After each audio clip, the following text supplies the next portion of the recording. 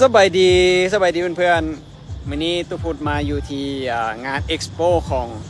เวียงจันทร์ International Half Marathon 2023โยซึ่งวันนี้ก็เป็นมือที่2ที่ว่าเพิ่นให้เอ็กซ์โปเนาะเอ็กซ์โปก็คือมือที่เฮามาฮับเบอร์แลนด์ของนักแลนด์แล้วก็รวมถึงมาช้อปปิ้งเอาสันจ้ะเพราะช้อปปิ้งอย่างเพราะว่าอยู่ในงานเอ็กซ์โปก็ส่วนหลายก็จะมีว่าผู้ใดที่อยากมาซื้อเครื่องคือของแล้วก็ทั้งผู้ที่ขายผลิตภัณฑ์ที่เกี่ยวกับการแลนหรืออย่างต่างๆเนี่ยเพิ่นจะมาในงานมือเอ็กซ์โปเนาะในมือเอ็กซ์โปมื้อนี้ก็คึกคักเนาะเพราะว่าตอนนี้ก็5:30ละ5:30แล้วก็มันก็มีส่วนหลายเป็นข้าเจ้านักแลนเจ้าทินอยู่เดินท่าหลวงข้าเจ้ามาเอาบีฟกันแต่เมื่อวานแล้วเนาะเมื่อวานแล้วก็ถือว่าแล้วไปมื้อนี้ทุกคนก็ขาเวียกหลายอันแน่ก็เลยมาฮอตซ่าน้อยนึงเดี๋ยวสิพาเพื่อนๆไปเบิ่งเนาะว่าอยู่ในเอ็กซ์โปเพิ่นมีหยังแน่สำหรับครูที่บ่ได้มาแต่ตุพูดคือว่า ตุคือว่าหลายๆคนคือสิมาแลนงานนี้หมดแหละเพราะว่าเป็นงานบ้านเฮาเนี่ยก็สนับสนุนแล้วก็ต้องมาร่วมกันแลนงานเฮางานบ้านเฮาให้มันม่วนๆเนาะเดี๋ยวสิพาไปเบิ่งเด้อสำหรับคนที่บ่แลนแล้วก็คนที่บ่ได้มาหลายๆคนมาก็ถ่ายรูปลง Facebook เมื่อวานเต็มไปแล้วหมดแล้วแหละแต่ว่ามื้อนี้เดี๋ยวตุพูดสิมาเบิ่งมาพาเบิ่งเนาะเดี๋ยวขอสลับกล้องหน้ากันเด้อจังได๋ทักทายสบายดีฮัลโหลตุก้าวมื้อนี้ลืมหน้ากากมื้อเช้านี่ใส่อยู่มืดๆอยู่แต่ตอนนี้บ่ได้ใส่แล้วอากาศก็เริ่มแจ้งก่อนมื้อเช้าดีกว่ามื้อเช้าหลายเนาะหวังว่าอากาศที่ดีมื้ออื่นคันเป็นคือมื้อเช้านี่โอ้อันตรายหลายเนาะน้องธินกรสบายดีบ่มาเล่นเวียงจันทร์ฮาล์มาราธอนบ่น้อง เพิ่นก็เป็น FC ของเฮานะติดตามทุกคนมาโดยตลอดเนาะเดี๋ยวสิขอสลับกล้องไปเบิ่งกล้องหน้าแล้วก็สิพาทัวร์อยู่เอ็กซ์โปเฮามีหยังแน่เนาะเดี๋ยวไปเบิ่งนำกันเลยโอเคบริเวณนี้ก็จะเป็นน่าจะเป็นบริเวณแบ็คดรอปที่ไว้ถ่ายรูปสำหรับบรรดาฟินิชเชอร์ต่างๆนะและอยู่ในแบ็คดรอปก็จะมีโลโก้ของสปอนเซอร์ของเพิ่นนะกันมีน้ำดื่มกับหัวเสือนะแล้วก็จะมีโตโยต้ามี KPMG แล้วก็บรรดาสปอนเซอร์ต่างๆเดี๋ยวมาฟังนี้ก่อนน่าสนใจดีเพราะว่าน่าจะแจกฟรีฟังนี้กัน ของฟรีบ่ค่อยบ่มักปานใดน้องมื้อนี้แจกอีหยังแน่น้ำดื่มหัวเสือออกใหม่เป็นเท่าไหร่เปลี่ยนจากรสชาติเก่าเป็นรสชาติใหม่รสชาติเก่าเป็นเท่าไหร่บอกก่อนรสชาติเก่ากระเซฟแต่ว่าเพิ่มวิตามินเข้ารสชาติใหม่แม่นเพิ่มวิตามินแซ่บกว่าเก่าอีกเอามาเบิ่งดูการนี้จะเป็นโซดาบา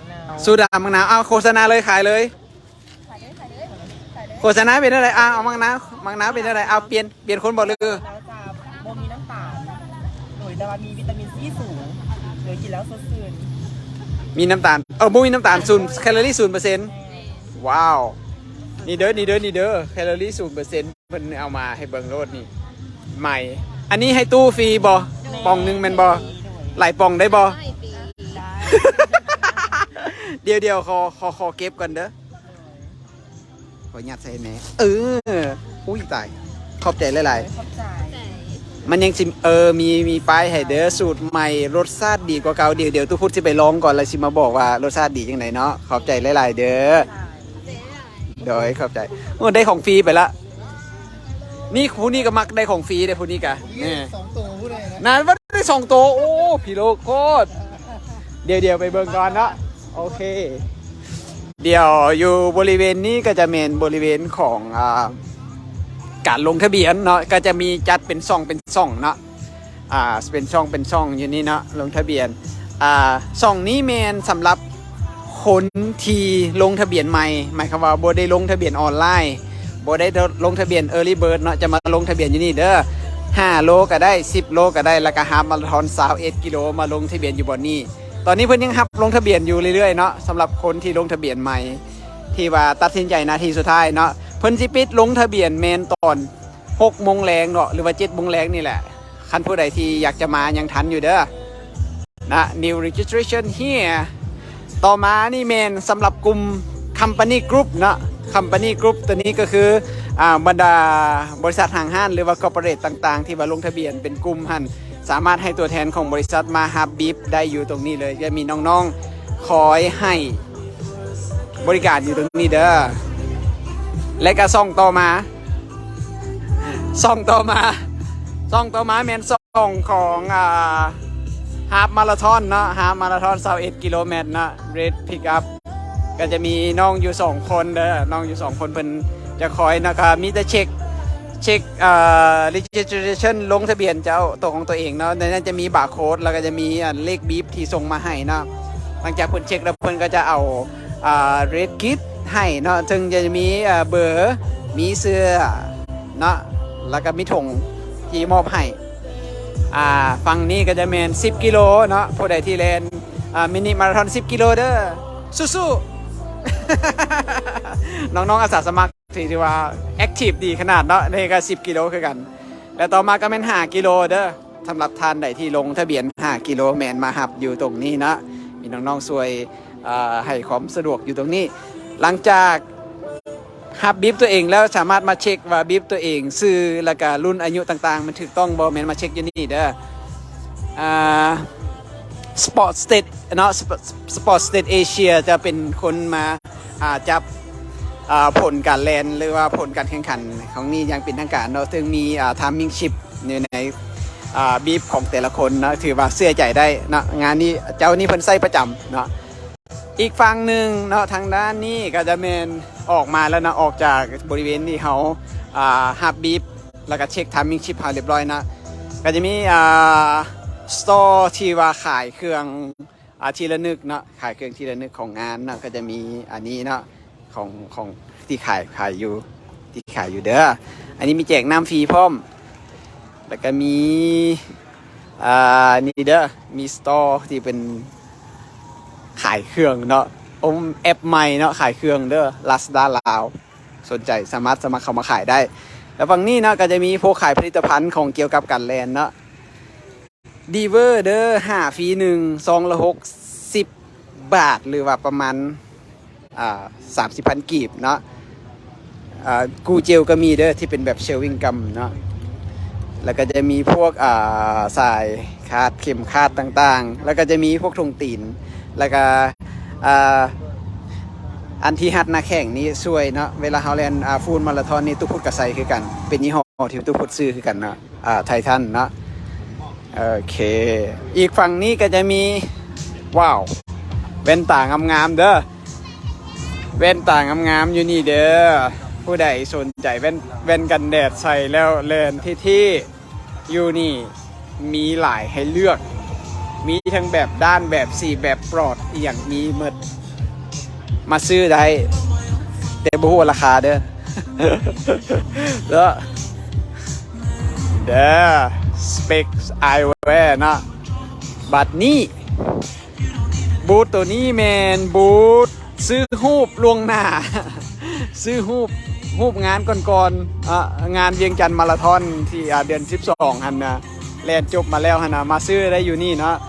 เพิ่นมีโปรโมชั่นเด้อ1รูปเป็น 40,000 กีบหรือ80 บาท5รูปแมน370 บาทซื้อเหมา790 บาทเนาะหรือว่า 400,000 กีบมันได้หมดทุกรูปที่มีอยู่ในงานนะซื้ออยู่นี่เด้อสแกนจ่ายอยู่นี่แล้วก็ซื้อได้เลยรูปของพวกเขาที่แลนเมื่อบูธตัวนี้ยังไม่ได้เปิดนะบูธตัวนี้ยังไม่ได้เปิดเป็นห้างกาแฟป่านะยังไม่ได้เปิด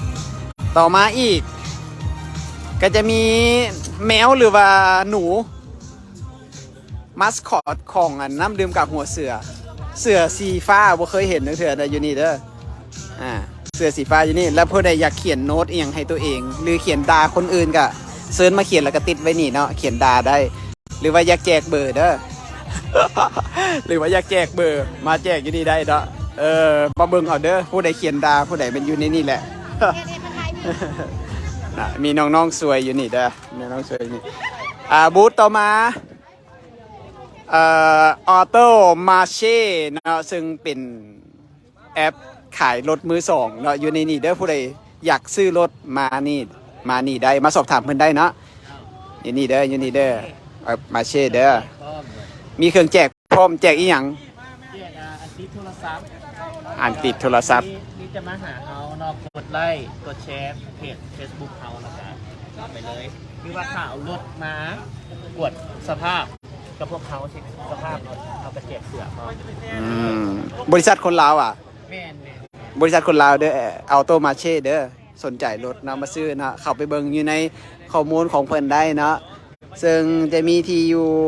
ติดต่อเพิ่นได้เนาะสามารถสแกน QR code ตัวนี้แล้วก็เข้าไปเบิ่งข้อมูลรายละเอียดเนาะอีกต่อมาก็แมนบูธของ Toyota ถึงเป็นเมนสปอนเซอร์ของเพิ่นคือกันเนาะ Test Drive Free เด้อผู้ใดอยากมาลองขับรถแต่ว่าอย่าขับรถเพิ่นไปต่ำคนอื่นได้เป็นโทษ เตรียมเงินจ่ายพร้อมเนาะ โตโยต้าก็จะมีของสำรวยมาคือกันเนาะสำหรับคนที่ลงทะเบียนในการเทสต์ไดรฟ์เนาะจะมีของที่ระลึกให้คือกันเด้อโอเคนะอันนี้ก็ยังเป็นฝั่งของโตโยต้าอยู่จะมีรถมาอยู่นี่เด้อ Challenger Limit นะโตโยต้าCorolla Cross โอ้ยงามก็อยากขี่อยู่ได้แต่ว่าขับบ่เป็นสงสัยจะได้ไปเรียนขับรถใหม่ อันนี้ก็ถือว่าเป็นบรรยากาศโดยรวมเนาะบรรยากาศโดยรวมตอนนี้ที่เห็นเป็นกลุ่มอยู่ทั้งหน้านี่น่าจะเป็นนักแลนจากประเทศเพื่อนบ้านนะนักแลนจากประเทศไทยนะส่วนใหญ่เป็นนักแลนจากประเทศไทยแล้วก็อยู่ในนี้หันก็จะมีเป็นในส่วนของแผนที่การแลนเนาะอันนี้แม่น5กิโลเมตรเด้อนี่เด้อแผนที่แลน5กิโลเมตรเส้นทางคุ้นเคยกันดีเป็นเส้นทางเก่าเนาะ5กิโลเมตรจะปล่อยตัวตอน5:30เนาะ5:30ปล่อยตัวเด้อราคาออฟอยู่ที่1ชั่วโมงมินิมาราธอนหรือว่า10กิโลเมตรแมนปล่อยตัวตอน5:00เนาะ5:00คัทออฟอยู่ที่2ชั่วโมง30นาทีอันนี้สบายๆเนาะสบายเส้นทางกับเส้นทางเก่าบ่ได้เปลี่ยนนะมีแต่เส้นทางตัวนี้มันเส้นทางของฮาล์ฟมาราธอน21กิโลเนาะตัวนี้ถือว่าเปลี่ยนไปใหม่เนาะเปลี่ยนที่สิ่งที่เปลี่ยนก็คือหลังจากที่ฮอดหน้าโรงแรมโนโวเทลเก่าเนาะเลี้ยวเข้ามาแล้วก็ออกไปเข้มของเลยเนาะจะบ่ได้ไปฮอดวัดไต่คือแต่เก่าแล้วเนาะจะออกไปเข้มของเลยออกไปเข้มของแล้วก็จะไปเลี้ยวอยู่ที่โรงเรียนวีรวรเนาะเลี้ยวอยู่ที่โรงเรียนวีรวรอยู่ทางท่าเรือพุ่นแหละแล้วก็เลี้ยวกลับคืนมาตามเส้นทางเก่าแล้วก็มาเข้าเส้นชัยนะนี่ด้นี่บรรดานักเรียนจากประเทศเพื่อนบ้านนะเพิ่นสิมาเอารางวัลเด้อนี่เพิ่นสิมาเอารางวัลมีสั่งภาพจากไทยรันเด้อสั่งภาพจากไทยรันรับประกันว่ารูปงามเนาะก็ช่วยสนับสนุนเพิ่นนะช่วยสนับสนุนเด้อเบิ่งเด้อหนึงในนี่นะน่าจะขึ้นเวทีรับรางวัลมื้ออื่นนักเรียนลาวก็อย่าลืมสู้ๆเด้อนักเรียนลาวอย่าลืมสู้ๆเด้อนะโอเค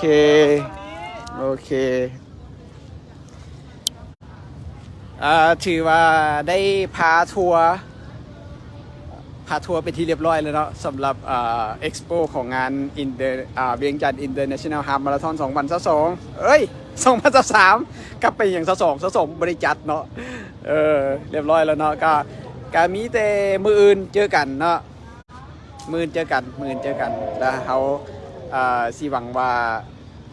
ที่เห็นนักเรียนของเราหลายๆคนได้ไหม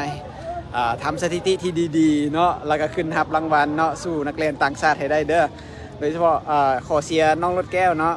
น้องรถแก้วหวังว่าซีมาป้องกันแชมป์ไว้ให้ได้คือเก่าเนาะส่วนตู้อย่าถามหลายเนาะบ่ได้แลนบ่ได้เบ้อย่าง ซ้อมก็บ่ได้ซ้อมเลยช่วงนี้เรียกหลายโพดซ้อมก็บ่ค่อยได้ซ้อมฉะนั้นก็มีแต่สิแลนให้จบงานเนาะแลนมวนๆบ่ได้กดดันอย่างเนาะบ่ได้เฮ็ดบ่เป็นหยังมีแต่ไปเช็คเบิ่งว่ามันถูกบ่เอาไปเช็คเบิ่งว่ามันถูกซื้อเฮาบ่เลขเฮาถูกต้องบ่เนาะ โอเคน้องเมย์พุ่นน่ะยังบ่ได้ไปเช็คบีบอีกเนาะเดี๋ยวตุ้พุทธขอลาจากตรงนี้ไปก่อนเนาะและมื้ออื่นตอนเช้าเฮาจะพบกันและอาจจะมีไลฟ์ ถ้าหากว่าคนที่ชนะตอนที่รับรางวัลละกันเนาะอาจจะมีไลฟ์ผมแต่ว่าถ้าหากว่าฮ้อนหลายก็อาจจะบ่ไลฟ์เนาะ ขอให้ทุกคนสู้ๆเวียงจันทร์ทำมาราธอนเด้อแล้วเจอกัน